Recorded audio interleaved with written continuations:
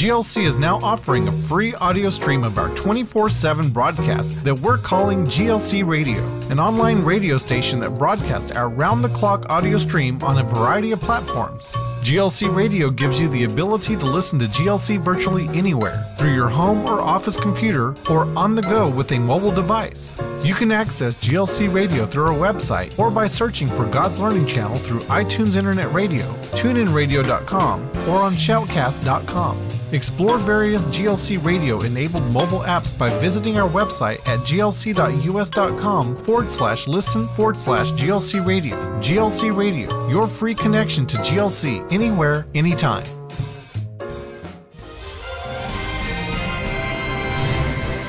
Well, welcome to Update. Glad to be back with you. Where are we going to start? I don't know. Well, actually, I think we have a video of Ari that you wanted to show. Did you want to do that first? No, it's not Ari. It's Jeremy. Jeremy. Gimpel. Yeah. Okay. Jeremy. They're bubbies. They're bubbies. No, bubbies are grandmothers. No, yeah, that's right. But they are buddies. Buddies, that's what I meant. A lot of you are familiar with Ari Abramowitz. He was with us in December, and I think I re-aired within just the last few weeks at least 1 hour of that most fabulous interview. But he along with Jeremy Gimpel have a radio program in Israel called The Voice of Israel. And so they're forever sending me the stuff that they're doing, you know, because they send that out to everybody. And he sent a video over the other day. It's very short, but it's extremely important what he has to say. Really? You know, on this program, we have done a couple of articles on the Israeli emergency teams that went to the country of Nepal because of the earthquakes and the disasters over there. And so what Jeremy did was provided some video of them being there and with some of his commentary on it. And I was just like, you know, the world needs to see this. So here you are. Voice of Israel, bringing Israel closer. Days ago, the State of Israel sent another emergency rescue mission to Nepal after the country experienced a second cataclysmic earthquake. Doctors, nurses, some of the best search and rescue units in the world were sent from the Israel Defense Forces. The entire world has been captivated with this devastation. Why would Israel, a small country in the most unstable region in the world, divest its attention, its resources, even its army to save individuals in another country on the other side of the world? While anti-Semites and haters of Israel from all over have come up with all kinds of lies and made-up agendas, from organ theft to UN politics, I want to tell you the real motive behind Israel's rescue mission in Nepal. The modern state of Israel is the first time the people of Israel, the Jewish people, have been able to express themselves as a collective. A worldview, values, and ethics that have been transmitted from individual families for generation after generation have now come together as a people. The Jewish people have always seen ourselves as responsible for all of humanity and always held the sanctity of life as the highest priority. A people born from the slavery of pharaohs in Egypt and who have suffered more persecution than any other people in history feels the pain of people around the world. Israel will always hear the call of other nations and other people in need, and we as a country are proud of it. Why does Israel hear the call of people in need? Because Israel is a Jewish country, and being a Jew in essence is to choose life. Wow. Isn't that amazing? It is. You've heard those things like all your life, but you never heard them together that way. Well, actually, not everybody has heard things all their life. I want to tell you that Scott and Teresa Johnson from Hami Flat are in town this week, staying with us, and we're loving it. And many of you know that back in 2011 was the first time that Scott came here, and it was just really incredible how the Lord put all of that together. And just a few months after that, I took the camera crew only to Israel for Sukkot. And we stayed with Scott and Teresa at Hamiflat. And so Corey and Mason just love these guys. In fact, Mason's in town this week from Dallas because he is not going to miss an opportunity to get to see Scott and Teresa. So we've had a lot of really wonderful time with them. But one of the things that the subject came up, because I watched a couple of Holocaust movies over the weekend, very educational stuff. And Corey made the statement that he was not taught about the Holocaust in school, not at all. He didn't know anything about it. And you know what he thought the Jewish people were? An ancient people that was completely extinct. So what's very interesting about that is that that's actually not the exception. It's the rule. And That's right. we never really stop and think about that. But that's why GLC is so committed to letting people know that, you know what? It's especially important for Christians to know. It is. Because they survived as a people, dispersed around the world, because that's what God said would happen. And then he would bring them back. He's never taken his eye off of them. Right. And it's so vitally important that Christians understand that the Jewish people have a huge part in the end time plans that we're all knowing are drawing ever so close all the time. So anyway, it's very important that we're talking about Israel and we're talking about the Jewish people, and that's why. So anyway. Yeah, and that's why a lot of our news circulates around Israel, and today is no exception. Many of the articles. Our news is a fulfillment of prophecy. It is. That's why it hits us in the face. Israel just being a nation, again, is a fulfillment of prophecy. Yes, it is. And so it's like, you know, for a really long time, Israel and the Jewish people were like kind of erased out of the book in a lot of people's minds. And that's why so many Christians thought God was done with them. And a lot of the leaders were teaching God was done with them. With Israel. And the state of Israel forming again, and as quickly as it did, was a real shock to a lot of them, because they're like, what do you do with this? We thought God was done with them. But, you know, that message has still been being taught in the church. It's had to be changed a little bit, but it's still that God's done with them. He's far from done with them. Absolutely. So anyway, you know,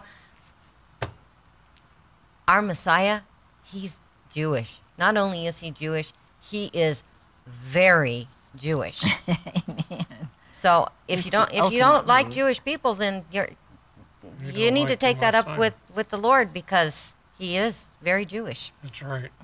So anyway, you have a letter. I do. It goes, Dear Al, Tommy, and Amy, enclosed is my increased pledge. I pray Roundup has been successful above and beyond what you have asked and hoped for. You all have poured out your love and effort for so long.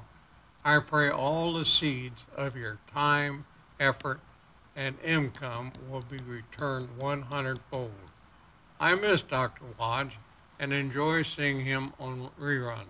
May you all be blessed as we move into more intense days ahead. Blessings, Cheryl and Amarillo.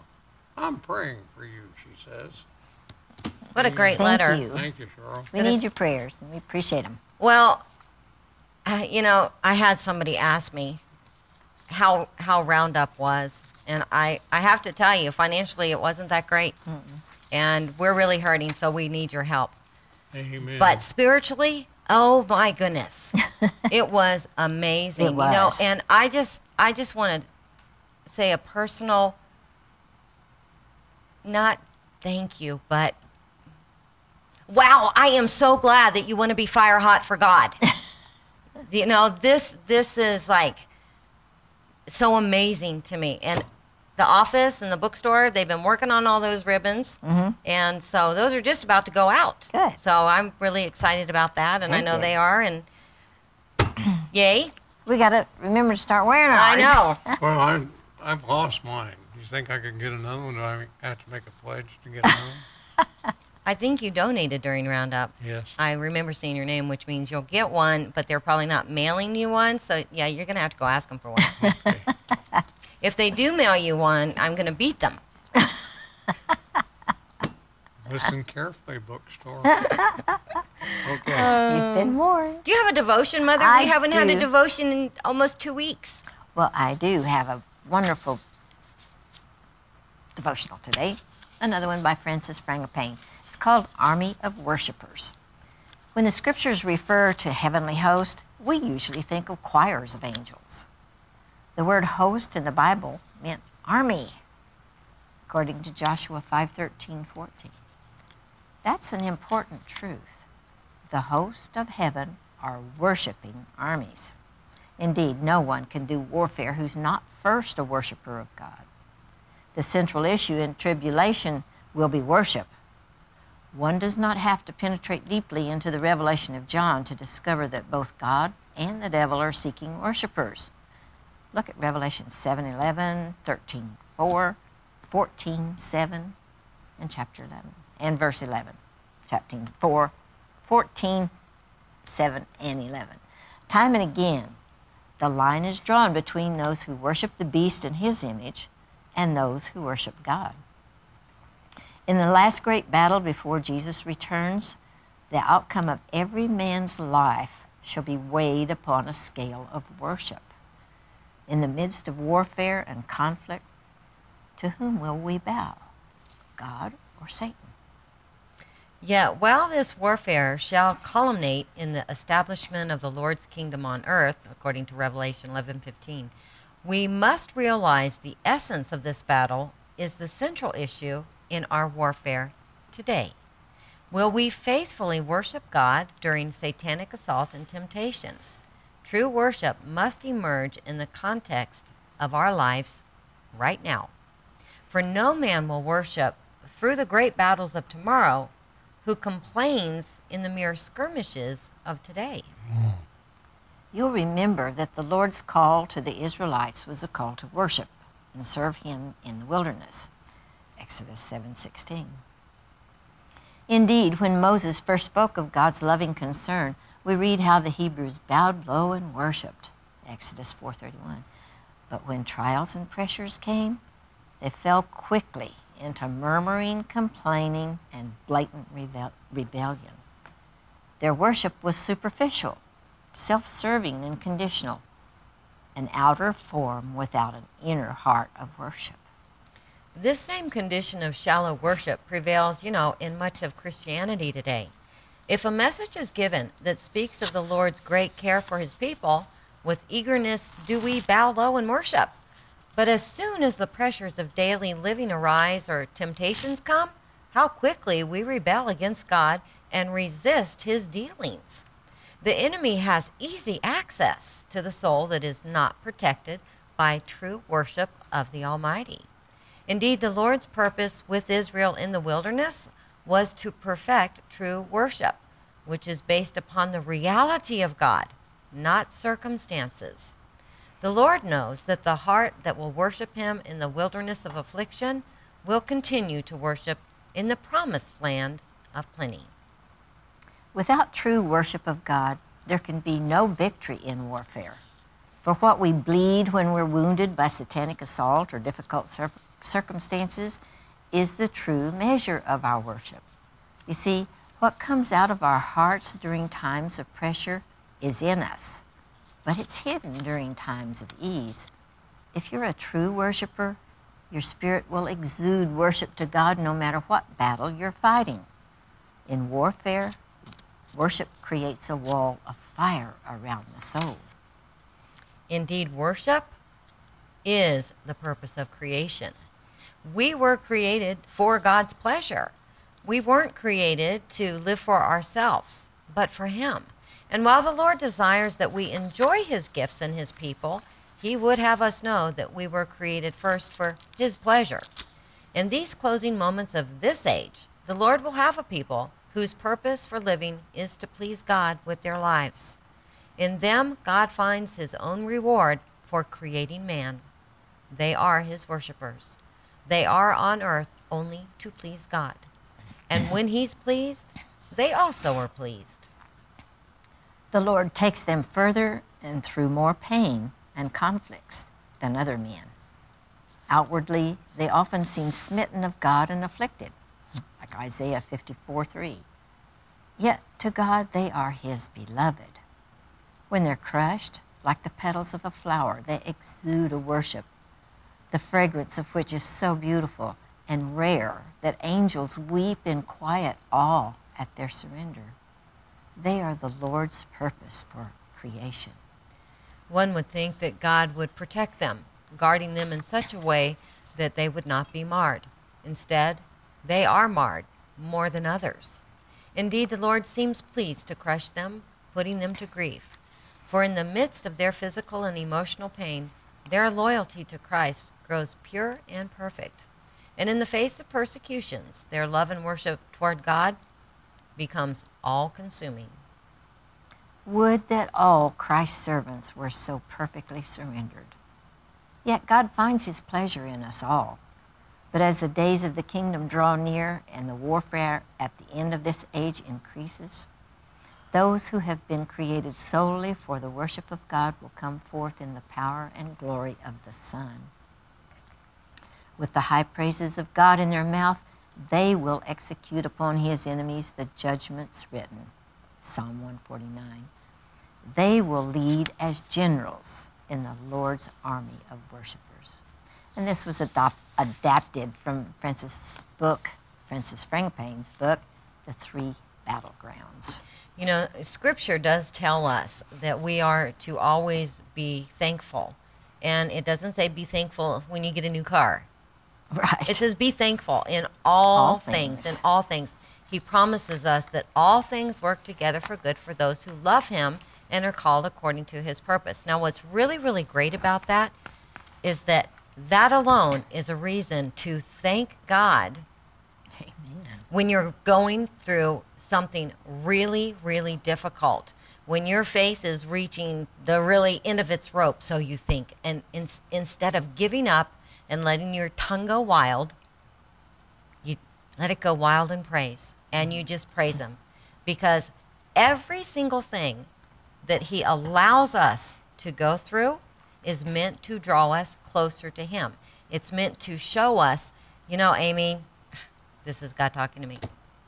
I know that you think that everything's good and you're okay in this area, but I'm going to turn up the fire just a little bit because I love you so much, and I want you to see what I see. You're not nearly as close to me as you can be. So keep praising me because I'm turning up the heat, honey. You know, that is a really, really great way to look at what God's doing. As He turns up the fire, it's purifying us so that we can know Him better. That's true. So that we can see Him more clearly and love Him more dearly. That's right. Day by day. Or do you turn against Him? That's right. Yep. That's right. That was a great devotion, Mom. Yeah, he puts out some wonderful stuff.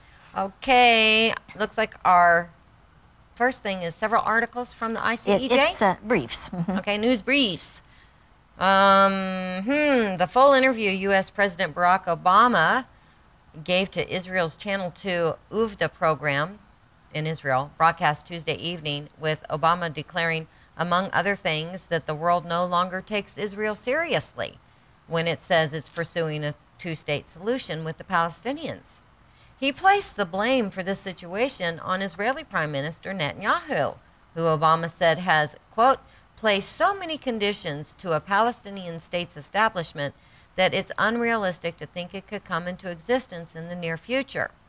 He added that if in fact there is no prospect of a peace process, if no one believes there is a peace process, it becomes more difficult to argue with those who are concerned about settlement construction. More difficult for me to say, be patient, we have a process here. Meanwhile, Netanyahu hosted Canadian Foreign Minister Rob Nicholson in Jerusalem on Wednesday, thanking him for Ottawa's unstinting, unfaltering support of Canada in an international environment that is often marked by cynicism and double talk. Amen. And so while he's blaming Israel for everything, Hamas kills Islamic State terrorists in Gaza City. Security forces for the Islamist terror militia Hamas, which rules the Gaza Strip, killed an operative from the Islamic State terror militia during an attempted arrest Tuesday afternoon. The Islamic State terrorist was identified as 27-year-old Yunus al-Hanar, and sources inside the Strip said he was killed during a raid on his home in Gaza City. He refused to surrender and booby-trapped the house, a Hamas official said, adding that weapons were found inside the house and that al-Hanar had been responsible for a series of attacks against Hamas representatives and institutions in the Gaza Strip in recent weeks. Some of al-Hanar's friends accused Hamas of murdering him in cold blood, while a PA statement called the incident an assassination that Hamas had carried out with help from Israel. They play the blame Did you game. have anything in the news today saying that about the UN's announcement? I didn't. Okay, that's a really important thing. It is. The Just tell me. UN voted yesterday not to recognize Palestine as a state. Yeah, Not to recognize the Palestinian state. authority. And the U.S. ambassador to the United Nations said that Abbas, with the Palestinian Authority, had so many outrageous conditions within their thing. She says there was no way that they were going to win this. Mm-hmm.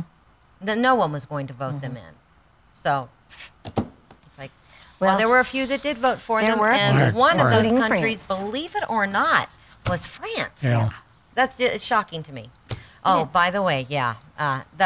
This next one, the New York Times has reported Tuesday that Iran has been brazenly continuing with its renegade nuclear program, despite assurances by the Obama administration that the program has been frozen pending ongoing negotiations.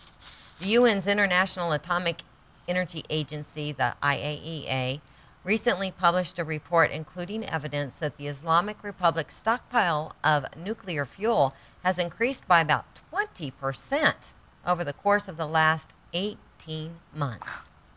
Wow.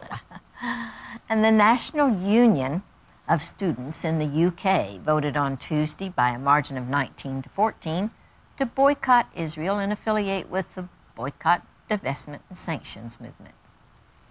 Instead of voicing hatred toward Israel, it would be better for British students to study a little history and understand that the distance is not that great between verbal hatred and stereotypes and horrible crimes, said Foreign Ministry spokesman Emmanuel Nashon, who added that the vote had no practical significance.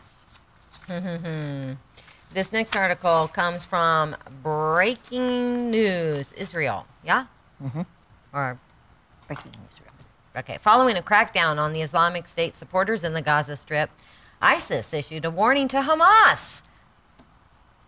You have 48 hours to leave us alone or else.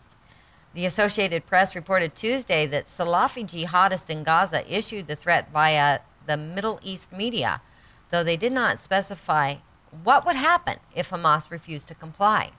Tensions between the two groups have been on the rise since Hamas destroyed a mosque associated with a group called Supporters of the Islamic State in Jerusalem, May 3rd, in response to a series of unclaimed bombings in the Strip.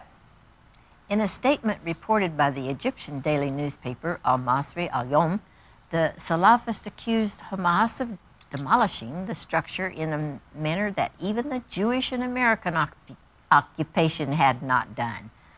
In the light of Hamas's new crackdown, we renew our loyalty to ISIS Caliph Abu al-Baghdadi and call on him to strengthen his influence and to launch a campaign in Palestine, read a statement from supporters of the Islamic State in Jerusalem.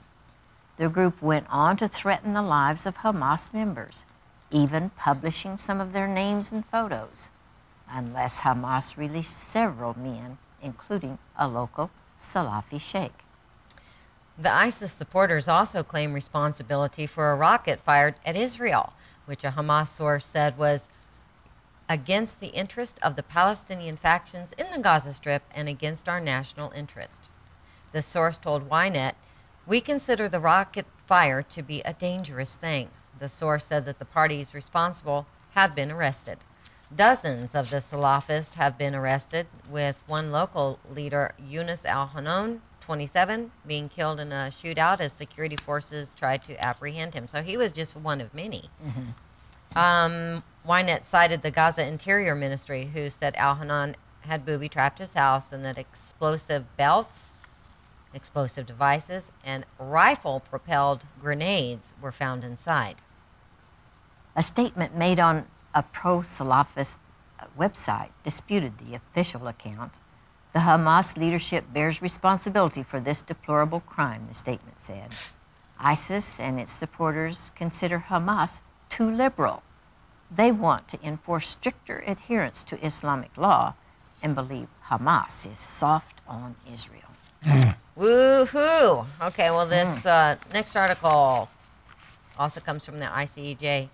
Amidst unconfirmed reports that Israeli warplanes hit targets belonging to the Lebanese Shiite terror militia Hezbollah inside Lebanon Tuesday evening, the leader of Israel's Druze community, Sheikh Mafak Tarif, issued a statement asking the U.S. to attack positions along the northern border occupied and or threatened by the Islamic State terror militia and other jihadi groups.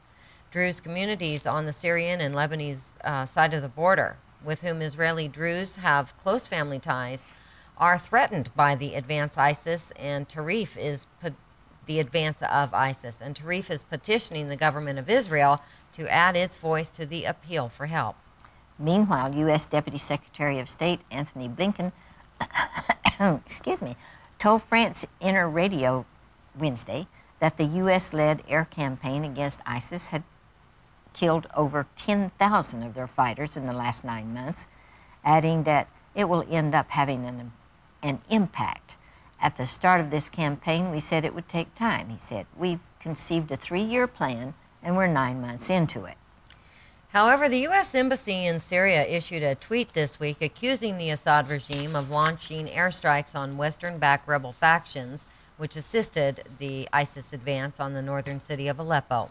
Reports indicate that the regime is making airstrikes in support of ISIS's advance on Aleppo, aiding extremists against Syrian population, the Post from Monday said.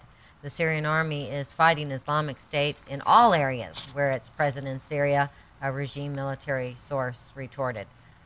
Yeah, Syria is fighting ISIS. Oh, yeah. They're fighting everybody, you know? They really They're are. fighting the rebels that we're supporting. Yeah. And the rebels are supporting ISIS. It's like... It's madness. Who's on first? Exactly. It's madness. So Chaos anyway, it's and great to be madness. back with you finally. And we did have a wonderful trip to New Hampshire. It was kind of cold. The was. last night they were there, they actually had a fire in the fireplace. What'd you say it was 48 degrees? 46 degrees. Of course, we had a lot of flooding while they were gone here in Texas, and you know, Well, a most of lot the of time- people lost their lives. I know. So, Most of the time it was 80 degrees and warm. well, we love you a lot. We thank We you for do. your support, and we will see you Friday. God willing, and the creek don't rise. Yeah.